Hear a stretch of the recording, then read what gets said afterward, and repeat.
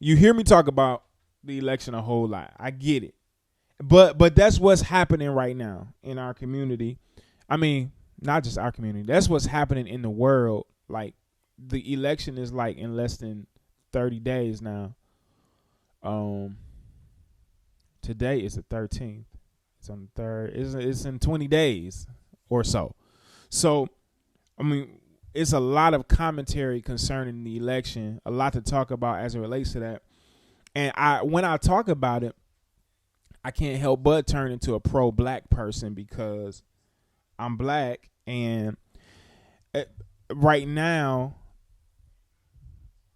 the climate has polarized everything, and it just makes me remember how much of a disadvantage our people are at.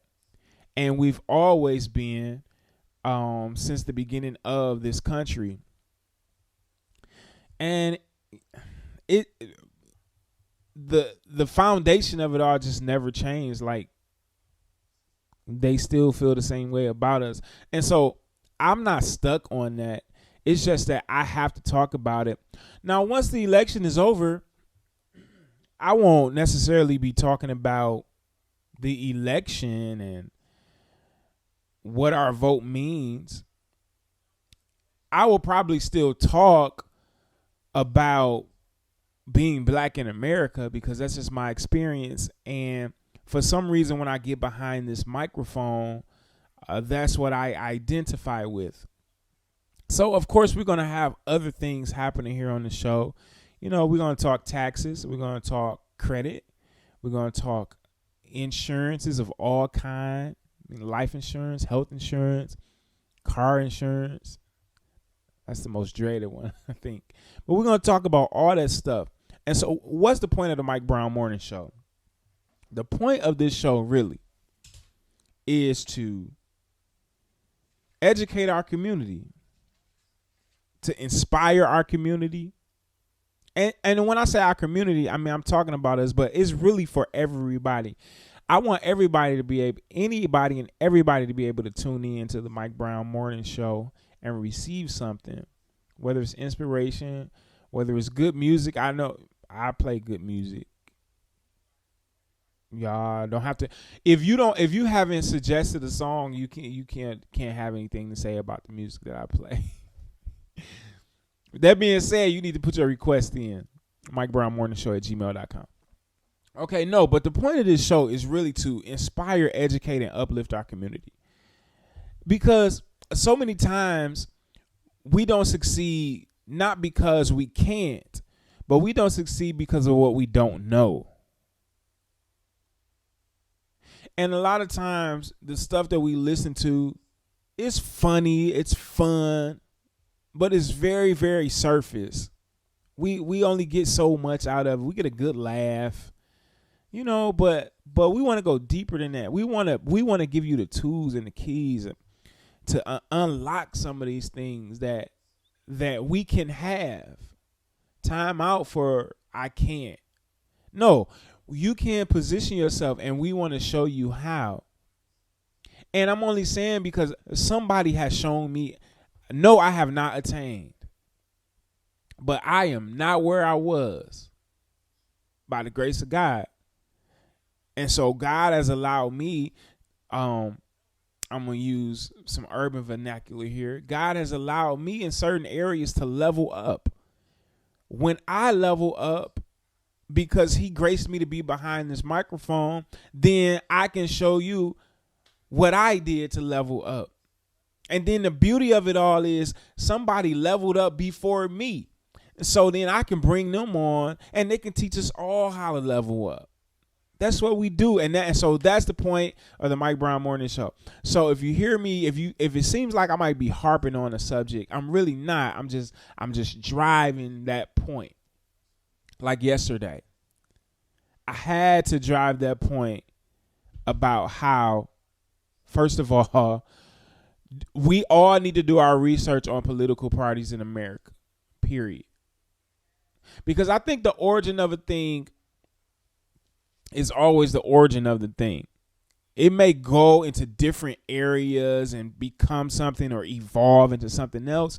But even when it evolves, it has a root. It has an origin. And when we looked at what the Democratic Party was, when we look at what the Republican Party was, we'll see how they're both corrupt. But especially the Democratic Party. But we as black people have been bamboozled into thinking that it's the other way around. But the truth of the matter is they're both corrupt. And then the root of it all, as I always say, I know y'all can get tired of me saying this, but you got to understand, we don't have a partisan problem. We have a race problem, right? So the party thing don't matter. So what's the most important thing about voting? Understanding who you're voting for in your local community. Because they have used the national election to distract us from what's important, period. By the time it gets to the presidency, it's really gone too far. And that I always tell people, especially that complain about the presidency, I always challenge them with this. What has the president done? And this is not even about a Trump presidency. This is across the board. What has the president done that has affected you directly? Most of the time, people can't answer. Because that stuff, most of that stuff, a lot of that stuff is so far removed from us. Now, Obama did some stuff that affected us for generations to come. Man, we so blind, we don't even realize it because he was our token black person. If you want to call him black. And I mean, but it's so easy for us, and it's easy for the wool to be pulled over our eyes. That's why we need community, though. I shouldn't have said though. It's incorrect English. But that's why we need community, because we need a place where we can come, we can talk about how we really feel. We don't have to accept things because they're socially accepted. Or socially acceptable. We don't have to. That's all I'm trying to say. That's all I'm trying to say, folks. So listen, did y'all see yesterday Apple had their big reveal, and they're coming out with a new cell phone, the iPhone 12. And the iPhone 12 Pro and 12 Max and the 12 Mini. And you know, we've been rocking with Apple for 13 years now. That's crazy to me. Because it's almost like you don't remember the world without. If you're an Apple user, an iPhone user, it's almost like you don't remember the world without it. But I'm about sick of it all. I mean, I like technology. I feel like it's necessary, but it's kind of getting on my nerves. But back to the phone. So the design of the phone, it looks like an iPhone 4, like, because it's got the edges are like more like square. Y'all remember how they used to make them? Like, it's like they go through cycles. Like the first phone was like it was like a circular, like how they are now. Then they went through the square phase. Well, that's what the 12 looks like. It's like square, if you didn't see the reveal. And it's really the same thing. It's just a little more powerful. They give you a little more power every year. So it's got a little more power behind it, but it's the same exact device. The interface is the same. So unless you have an iPhone 8 or 6, don't go get it. Rock with what you get. Rock with your iPhone 10 until the wheels fall off. See what I'm saying? Now that's what we say. That's what we say in our community. That's how we encourage each other. Don't go spend that money. But they're going to tell you to go buy a $1,000 phone. No, don't do it. Not right now. And even if you pay $26 a month for 24 months, it's still probably $1,000. All right. And did y'all see Samuel Jackson in the Joe Biden commercial?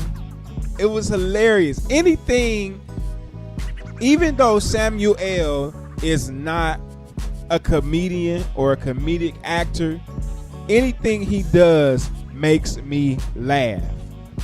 And he wasn't even being funny. I'm gonna play that clip for y'all a little bit later, where he was in the Biden for President commercial.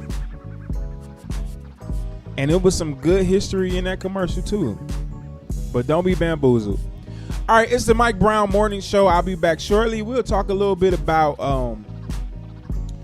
the new or the suggested Supreme Court, or the person that they want to occupy the seat. We'll talk about her going before the Senate and a whole bunch more stuff. It's the Mike Brown Morning Show. Don't go anywhere. We'll be back. Mike Brown Morning Show. Wake up, baby, when you wake up, hit it in the morning. Heard weekdays 7 to 10 a.m. Eastern Time, right here on the Urban Uplift. I hate guns, I like abortion, I hate abortion, and walk in like a royal queen and impose, their will on the world. Barrett repeatedly challenged by Democrats on Roe v. Wade. It's distressing not to get a straight answer. Having signed a 2006 newspaper ad calling for the barbaric legacy of Roe to be ended. Do you agree with Justice Scalia's view that Roe was wrongly decided? I can't pre-commit or say, yes, I'm going in with some agenda, because I'm not. I don't have any agenda. And on the Affordable Care Act, with a hearing on the Trump administration's latest effort to have it struck down set for a week after the election. I'm not here on a mission to destroy the Affordable Care Act. I'm just here to apply the law. Saying no one, including President Trump, ever spoke to her about overturning it. Absolutely not. I was never asked, and if I had been, that would have been a short conversation. Barrett more than once citing the words of the late liberal justice she would succeed, Ruth Bader Ginsburg, who in her confirmation hearing would not discuss how she might rule on future cases. No hints, no previews, no forecasts. That had been the practice of nominees before her, but everybody calls it the Ginsburg rule because she stated it so concisely. The 48-year-old Notre Dame law professor sitting for hours before the committee with no notes. Can you hold up what you've been referring to in answering our questions? Is there anything on it? That letterhead that says United States Senate. That's impressive. Referencing her family seated behind her when asked about watching the video of George Floyd's death. Given that I have 2 black children, that was very, very personal for my family. My 17-year-old daughter, Vivian, who's adopted from Haiti, all of this was erupting. It was very difficult for her. We wept together in my room. Barrett also weighing in whether it would be accurate to describe her as a female Scalia after her mentor, the late conservative Justice Antonin Scalia. If I'm confirmed, you would not be getting Justice Scalia. You would be getting Justice Barrett. She would not commit to recusing herself in any case that could decide the outcome of next month's election. I certainly hope that all members of the committee have more confidence in my integrity than to think that I would allow myself to be used as a pawn to decide this election for the American people. And despite the Constitution clearly stating a president cannot unilaterally delay an election, an idea President Trump floated, the judge declined to voice an opinion on that. If that question ever came before me, I would need to hear arguments from the litigants and read briefs. So, if I give off-the-cuff answers, then I would be basically a legal pundit. And I don't think we want judges to be legal pundits. Tonight, the president praising Barrett's performance. Democrats calling today's hearing a sham, but nothing today is expected to change what's supposed to happen later this week. An expected party line vote on Thursday that would send her nomination to the full Senate. Lester? All right, Peter Alexander at the White House, thanks. As we just heard, Judge Barrett pressed repeatedly on Obamacare, Democrats suggesting she would cast a deciding vote to kill the law. But what are the actual chances? Okay, so they're saying that the Democrats calling it a sham, and the president is praising it. I wouldn't praise it, or I wouldn't call it a sham. I think she handled herself well. I think she answered the questions that were asked, and I also think that each case is that case. You can't ask me today about something that's that will hypothetically happen, or you can't ask me as a person that is nominated about a case that's already been ruled upon. I can't change it, so my opinion on it really doesn't matter because you're going to use my opinion against me. So I mean, I don't know. They fishing. Now I do agree they should have waited to have this process should have been done after the election. I agree with that, but I mean, don't fish.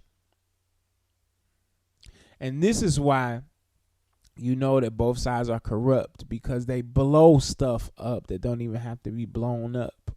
Leave the lady alone and ask her the questions. Now, but here's what I do want to say, that she should have got styled. I ain't saying she got to be glamorous and all that stuff, but she looked real dry looking. Her hair was, she should have went to the salon and got her hair done. And she probably could have had a better color. Like she need like a highlight or something. She looked real like, what am I looking for? Stay at home-ish. Homely is what she looked. And then they should have put a necklace or something on her. It didn't have to bleed over into her garment, but on her neck. She looked real homely. That's the one thing I probably would have fixed. They should have did her hair, made sure her wardrobe was a little better. She probably should have wore black or a darker color too. Just my observations. But did she answer the questions well? In my opinion, she did. I mean, I ain't gonna hate. But now let's see what Kamala had to say. We're just gonna chime in here to see. I might skip around a little bit, but and my question still is, was it proper for her to interview her or ask her questions, being that she's a candidate for president? All right, here we go. We are in the middle of a deadly pandemic that has hit our country harder than any other country in the world. More than 215,000 of our fellow Americans have died, and millions more, including the president, Republican members of this committee, and more than 100 frontline workers here at the Capitol complex have been infected. This pandemic has led to an historic economic crisis, causing millions of workers to lose their jobs without warning, and 12 million Americans have lost their employer-based health insurance. The Senate, I strongly believe, must be and needs to be laser-focused on you, the American people, to help you get through this pandemic. To do so, the Senate urgently needs to pass critical financial relief for those who are struggling because of this pandemic, and many are struggling. People need help. They need help to pay their rent or mortgage. Parents need help putting food on the table. The millions of American workers who have lost their jobs need help making it through the end of the month. And small businesses need help so they don't have to close their doors for good. But sadly, Senate Republicans have rushed to hold this Supreme Court confirmation hearing rather than help those who are suffering through a public health crisis not of their making. As I said yesterday, these priorities are not the American people's priorities. Since President Obama signed the Affordable Care Act into law, Senate Republicans' #1 priority has been to tear it down.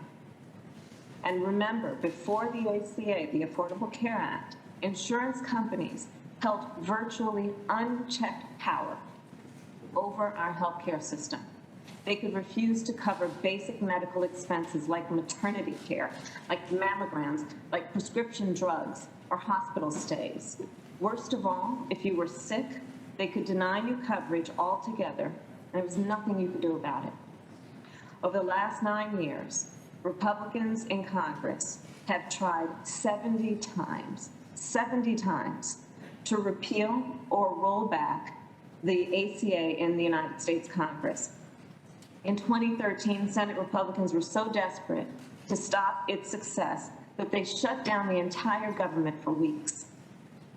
After President Trump was elected, Washington Republicans spent nearly a year trying to repeal the ACA. But I will always remember the thousands of Americans from all over our country and all walks of life who crowded into the halls of the United States Capitol to require that lawmakers see their faces and understand how they would be hurt if there was a repeal of the Affordable Care Act. Brave activists in the disability community staged sit-ins on the Hill. Seniors protested to keep prescription drugs affordable. Mothers and fathers walked the halls with their children in strollers to show Congress the face of those who depended on the law, and doctors and nurses protested to protect their patients' access to the care they have now a pre-existing condition that they didn't have earlier this year. Those who depend on the ACA are afraid of their lives being turned upside down if the court strikes it down. They know what could happen. And Judge Barrett, I will share with you and the American people a list. No protections for pre-existing conditions, higher costs for health care for women and people over the age of 50, young adults kicked off their parents' insurance, more expensive prescription drugs for seniors, insurance companies refusing to cover mental health care, insurance companies refusing to cover maternity care, no free mammograms, cancer screenings, or birth control, insurance companies reinstating annual and lifetime caps, and more than 20 million Americans losing insurance at the worst possible time, again, in the midst of a pandemic, including nearly 2 million Texans, 607,000 North Carolinians, 288,000 South Carolinians, 227,000 Iowans, and 4.2 million Californians. And the pain of losing these protections would disproportionately be felt among the 9 million African American, Latino, Asian, and Native Americans who gained coverage under the Affordable Care Act. But this isn't about statistics. This is about millions of real people living real lives who deserve their government and its institutions to see them and to heed their call. And I know a Republican member of this committee said earlier today that the people who will lose health care are somehow not relevant to this hearing. I disagree. Helping these people is supposed to be why we are all here, why we all ran for office in the first place.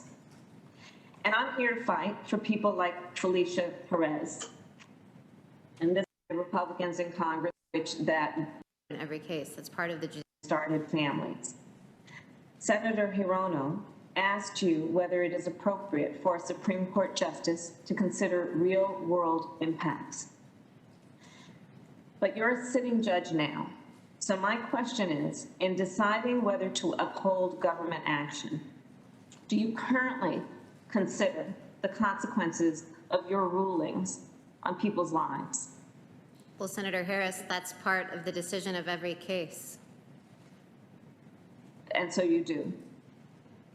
Every case has consequences on people's lives, so of course I do in every case. That's part of the judicial decision-making process. And would you do that as, if you are actually voted on the United States Supreme Court? Would you do that there as well? Senator, considering how the resolution of a dispute will affect parties, will affect people, is part of the judicial decision-making process, and I will continue engaging in that process to the best of my ability. So if the Affordable Care Act is struck down, more than 100 million Americans with pre-existing conditions like heart disease, diabetes, and cancer would pay more for insurance or be denied coverage entirely. More than 20 million Americans could lose their health coverage entirely, including nearly 3 million Black Americans and over 5 million Latino Americans who received access to health insurance because of the Affordable Care Act. Insurers will once again be able to discriminate against that more than 50% of African Americans and nearly 40% of Latinos with pre-existing conditions. Insurers will be able to deny coverage to more than 1/4 of Native Americans with conditions like diabetes, heart disease, and cancer. All of this in the midst of a pandemic that is not going away anytime soon. A pandemic that, when age is taken into account, has been 3 times as deadly for Black, Latino, Pacific Islander, and Native Americans. A pandemic that has killed approximately 1 in 1,000 Black Americans, 1 in 1,200 Native Americans, and 1 in 1,500 Latino Americans. Judge Barrett, would you consider the 135 million people who gained protections under the Affordable Care Act when deciding a case that challenges that law? Senator Harris, if I were to be confirmed and conclude that I was able to sit on the case pursuant to the recusal statute, and then if I heard the case and decided the case, I would consider all the protections that Congress put in place. And as I said earlier during this hearing, the question would be figuring out whether Congress, assuming that the mandate is unconstitutional now, whether that, consistent with your intent, this is Congress's law, would permit this act to stand, or whether the flawed portion of it could just be excised out. And that is a question not of what judges want. It's not a question of the Supreme Court. It's a question of what Congress wanted in the statute. And that is the statute, that you enacted and extended this health care coverage to millions of Americans. What weight would you give the fact that 135 million Americans with pre-existing conditions are now depending on the protections of the Affordable Care Act? What weight would you give that? Well, Senator Harris, as I mentioned to Senator Hirono, stare decisis takes reliance interests into account because, as I've said before, stare decisis is about keeping stability in the law.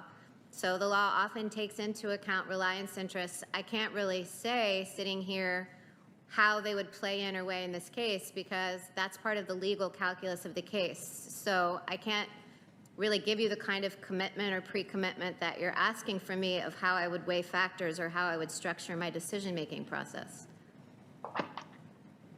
I would ask you to consider, if you are confirmed on the court, a credible benefit of the Affordable Care Act, and that a destruction of its protections will have a devastating impact on millions, hundreds of millions of Americans. Judge Barrett, you testified yesterday that Justice Ruth Bader Ginsburg opened the door for many women. And okay, that's enough. But I still think it's improper, especially with the line of questioning, because that's something that they running on. I think all that was just more press for their campaign. I think she should have passed her questions along to somebody else, or another senator should have been a part of that committee in lieu of her running for vice president. Don't y'all? Am I crazy? I think that's fair. I think that's right. Now, the Republicans don't know when to be mad. This is when y'all should be mad, because that's an unfair advantage, because she basically just used the hearing to push their agenda. Now, listen, I'm for the people. If people need health care, people need health care, period. But I kept asking myself, and this is not the first time, the Affordable Care Act is almost as confusing as the Electoral College. I kept asking myself, why are the opposing side, I don't want to say Republicans, because there are some Democrats that oppose to the Affordable Care Act. But my question has been, ever since the inception of it, what is the big deal? Why don't the opposing side agree with the Affordable Care Act? And then when you hear some of them talk, it's not that they don't think that it should be a better healthcare model, but they just didn't want to embrace the Obamacare. That's what we'll call it. But it's nicknamed Obamacare, but it's the Affordable Care Act. And so remember now, this was the first thing that Obama did. So the process started in 2009, but it wasn't enforced until 2014. And I remember this clearly because I got married in 2014. And shortly thereafter, my wife, hold on just a moment.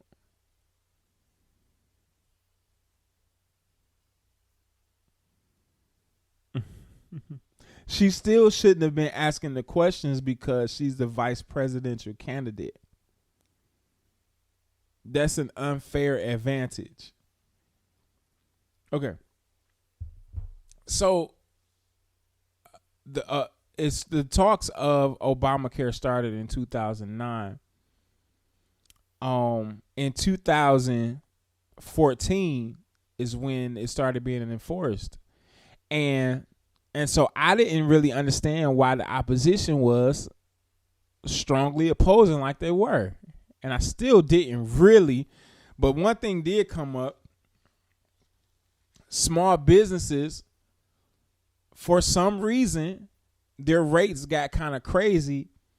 And where they would pay for their employees' insurance, the employees had to start contributing to their insurance. That's one thing that happened because it was costing the small businesses too much money to keep up.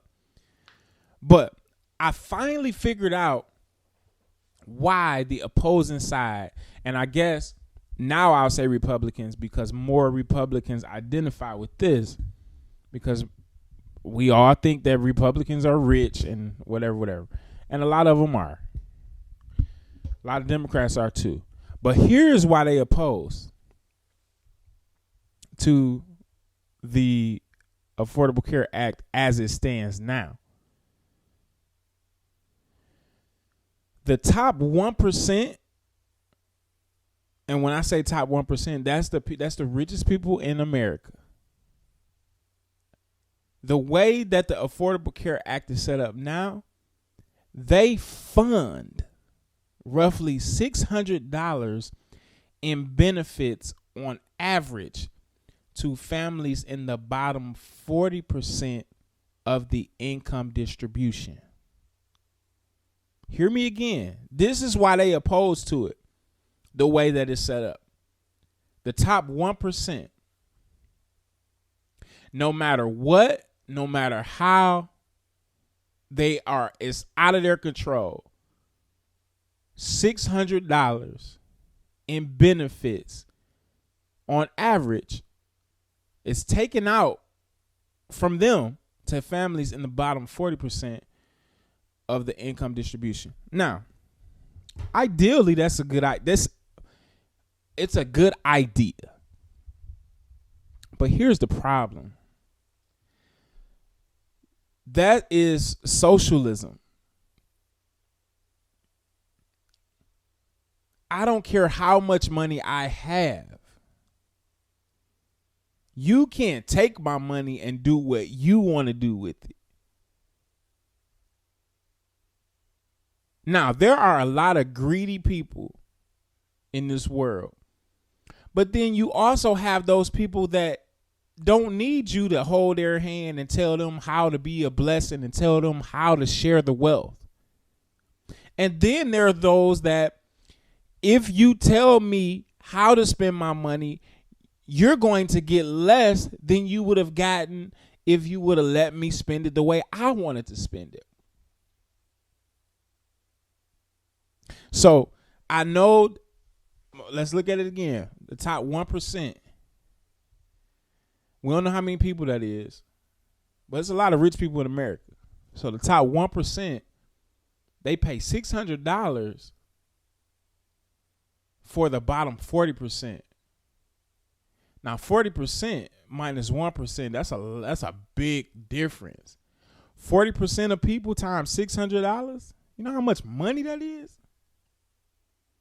That's where the money is coming from, and that's what makes it socialism, and that's why they oppose the bill the way that it's set up. Now, so that bears some looking at. When you look at it that way, it's socialism. So how else can we get it done? How else can it be paid for? Listen, I'm about what's fair. I started my statement off by saying that everybody deserves health insurance. Yes, they do. Now, what we could do, or probably should have done, is see how other countries do it. Stop thinking that we know it all and ask questions. Go to Canada and see, well, how do y'all make this possible? How does this work here? But socialism is not the answer, because all that does is make rich people be like, I'm not doing nothing. And it's going to make them, you think they saving money in taxes. Now they're going to really go out of their way, because you can't take from people. If they took from you, if they took from the poor person, we would be saying it's wrong. It's almost like you can't penalize somebody for being rich. You can't tell somebody what to do with their money. Am I tripping? Am I wrong?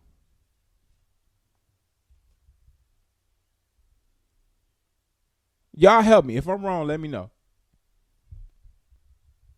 I don't think I'm wrong. And I also still think that it's improper for Kamala Harris to have asked the questions only because, okay, yes, she was Attorney General. Yes, she's a senator, but she is actively running for vice president. That, y'all know that ain't right. Now, if it was the other way around, it would be a big problem. Okay, I'm going to leave that there. It's the Mike Brown Morning Show.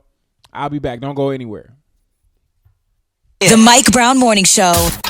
Wake up, baby, when you wake up, hit it in the morning. Heard weekdays 7 to 10 a.m. Eastern Time, right here on the Urban Uplift. I wanted the American voter to have as much information as possible going into the 2020 election, which they clearly didn't have going into 2016. And I hoped anyway that coupled with the evidence of his increasingly cruel, bizarre behavior would help make the case more effectively.